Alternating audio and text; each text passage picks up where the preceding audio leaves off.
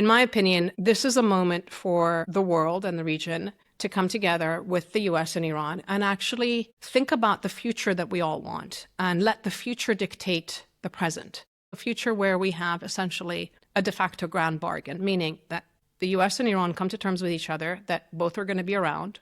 The ceasefire in Lebanon has to be held, and it has to become the responsibility not just of Iran asking for it, but actually of the region and the Europeans, frankly. Similarly, Palestinian statehood needs to be on the table. So we have a regional approach with guardrails around how Israel is expanding itself and kind of returning back to its own borders with guarantees of security for Israel as well. But as we think about the repair and reparations and the issues that have been damaged, we have the health sector. We've got universities and schools, private sector companies that have been blown apart and people are unemployed, and then massive environmental damage.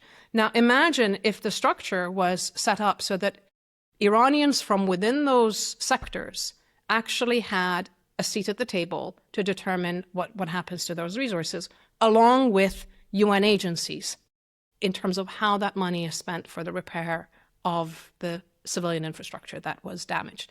This would be a more sustainable peace. It would be a more inclusive peace.